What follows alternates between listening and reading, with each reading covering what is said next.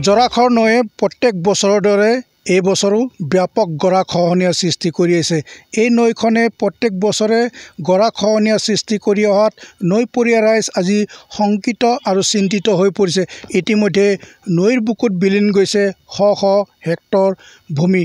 এই ভূমি যেতিয়া নৈৰ বুকুত বিলীন হৈ গৈছে, ইয়াৰে একাংশ পৰিয়াল ইতিমধ্যে নিৰাপদ স্থানত তেওঁলোকে বসবাস কৰিবলৈ আৰম্ভ কৰিছে। মই সেই নদীখনৰ পাৰত আছোঁ আৰু এই নদীখন হৈছে জৰাখৰ নৈ। এই জৰাখৰ নৈখনে প্ৰত্যেক বছৰে বানপানীৰ সমান্তৰালভাৱে গৰাখহনীয়াৰ সৃষ্টি কৰি আহিছে। তীব্ৰ গৰাখহনীয়াৰ ফলত আজি নৈৰ বুকুত বিলীন হৈ গৈছে শ শ বিঘা মাটি।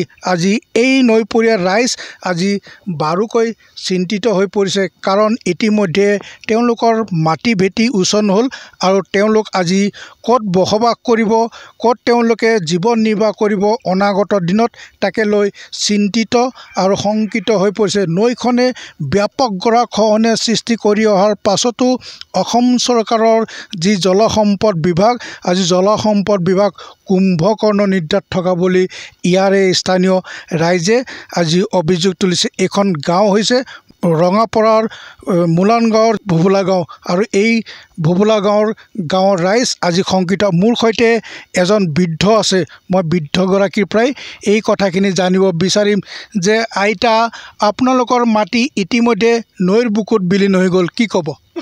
আমাৰ গাঁৱৰ 12টা ঘৰ আছে।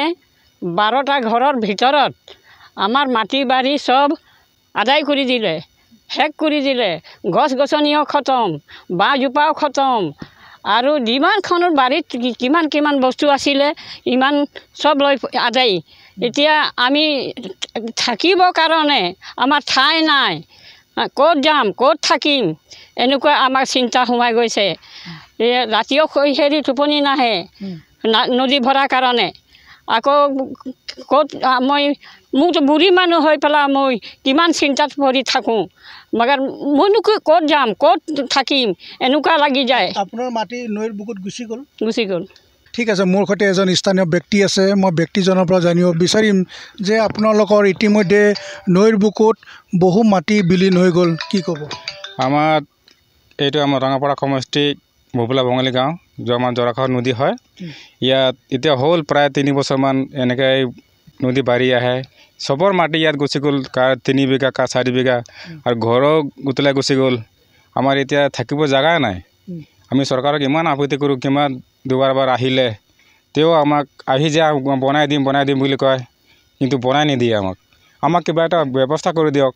এতিয়াওতো গৰাখহনীয়া অব্যাহত এতিয়া আছে, আকৌ বাঢ়িব আহিব। এতিয়া আৰু দুবাৰ হ'লে আৰু 3-4বাৰমান আহিব, বানটো আহিব, গুচি যাবই। এতিয়া খুব আছে আমাৰ 2-3 ডাংমান মাটি আছে আৰু এতিয়া ঘৰ পাবলৈ। হয়, মই নদীৰ আকৌ দৃশ্যটো মই দেখুৱাইছোঁ। এইদৰে গৰাখহনীয়াৰ সৃষ্টি কৰি আহিছে প্ৰত্যেক বছৰে। ইতিমধ্যে আনন্দ ভেংৰাৰ 2 বিঘা, জিতেন ভেংৰাৰ 1 বিঘা, চিমেন ভেংৰাৰ 1 বিঘা, চালিম ভেংৰাৰ 2 বিঘা, চাউনি মুণ্ডাৰ 6 বিঘা আৰু বেনচন বাৰ্লাৰ 2 বিঘাকে ধৰি প্ৰায় 12টা পৰিয়ালৰ মাটি ভেটি এই নৈ বুকুত সম্পূৰ্ণভাৱে যা গ'ল। ইয়াৰ পূৰ্বেও ইয়াত এইখন এখন বৃহৎ গাঁও থকা বুলি ইয়াৰে স্থানীয় ৰাইজে ইতিমধ্যে প্ৰকাশ কৰিছে, আৰু ইয়াতে 4টা পৰিয়াল ইতিমধ্যে নৈৰ বুকুত সম্পূৰ্ণভাৱে বিলীন হৈ গ'ল। মই সেই দৃশ্য দেখুৱাইছোঁ। এই জৰাখৰ নৈখনৰ পাৰত জলসম্পদ বিভাগৰ মন্ত্ৰী পীযুষ হাজৰিকাক তেওঁলোকে যি গৰাখহনীয়া প্ৰতিৰোধৰ ব্যৱস্থা কৰি ৰাইজক নিৰাপদ ব্যৱস্থা গ্ৰহণ কৰিবলৈ তেওঁলোকে পুনৰবাৰ দাবী জনাইছে।